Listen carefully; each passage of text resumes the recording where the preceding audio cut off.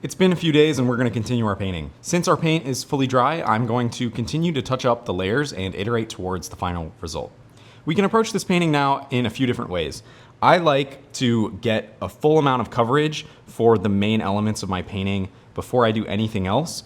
The next step will be to touch up all of these lines and edges and then really refine this shadow layer before I begin to add any elements in the foreground. So what we're gonna do is we're gonna mix a gray for this table and then the purple for this vase that I had chosen. Sorry, I lied. The vase is actually this same cobalt blue. I'm mixing some cobalt blue with some of my same color that I used for the background, retaining that idea of a limited palette. And we're gonna try to get as close as we can to a gray here. So I'm gonna mix maybe a half to half ratio here and just see how that feels. So in order to make gray, we need to add some of the complementary color, which is red. And I've yet to choose a red for this painting. In my finished painting, I don't actually have any substantial reds. And I think that might be a mistake given the fact that these lilies in the painting are red. We are going to look at our basic palette and consider now how to add a red to this palette. I have a few reds available to me, and the thing that I'm considering at this point is not actually the red that I'm going to use to make the gray. That is somewhat unimportant, but actually the red that I'd like to use as I progress into my painting, specifically around this lily. So what I'm considering here is what can I achieve the greatest level of contrast, because I do want this to be my focal point of the painting. So I might not choose necessarily light red because it's a little bit muted. It doesn't really have that high vibrancy that I want for the focal point of this painting. So light red, I'm gonna rule out. I like the idea of using bright red, but it's maybe a little bit too much for this painting, especially knowing that I'm going to use white to maybe bring up some of those values down the line. I think bright red is gonna be a little bit too much for me. And this painting overall is fairly cool. Cobalt blue is neutral but cool. I think actually works in contrast with alizarin crimson as another cool red. Just to kind of double check, I think that's gonna look really nice for some of the shadows that we may end up using if we decide that this is our shadow color. I'm gonna add that red to my green and make this gray. And this ended up quite a bit more brown than I was anticipating. So all that we need to do for that is pull in a little bit more cobalt blue. That was probably too much. I'm pretty happy with that, so let's try to get some white into it and see what that looks like.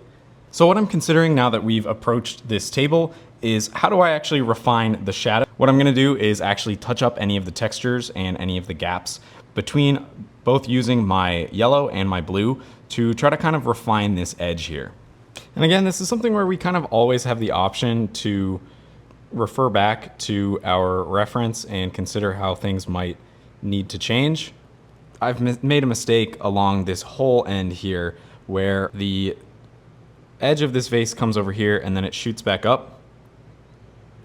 And then it actually dips back down before we've even had the chance to reach the top of the vase. So I'm actually gonna pull this way further down.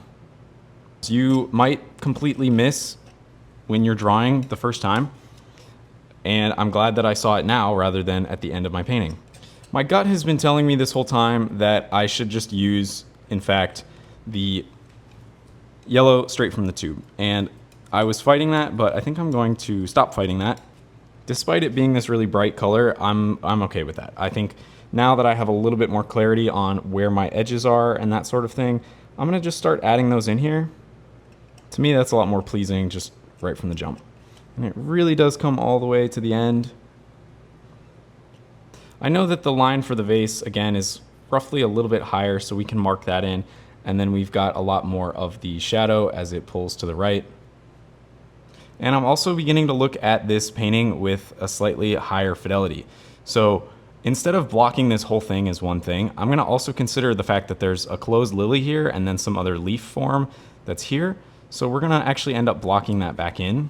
I'm gonna remix my cobalt blue here and figure out exactly what this color might look like. I think it needs to be much, much, much whiter because of the fact that I brought my dark value up a little bit. I'm gonna continue to bring everything in the painting up just a smidge. I'm hoping to achieve a better coverage, and we can see as we add this layer, everything feels a little bit more opaque. There used to be moments where we had this underpainting shining through, and you still may get those, like in here where a lot of this purple is fairly present. Yet as we add this blue, things sort of wash out. And one of the things that I'm going to consider now is how to waste the least amount of paint.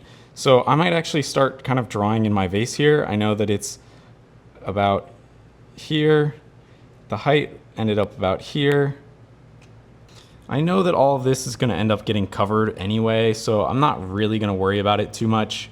So I might smack those in here now, potentially polluting my pigment, but so now we've just made some really simple corrections. The painting doesn't look like it's evolved very much at this time, but that's okay because we have set ourselves up to have a more firm layer of each, the background color and the shadow layer. What we're gonna do in the next one is we're actually gonna cover this in its entirety, clean up any of the line that we want for our shadow, as well as over here, but we need a little bit of a drier paint in order to do that, because as you cover over this, you don't wanna necessarily pull in that orange into the blue paint that we're using.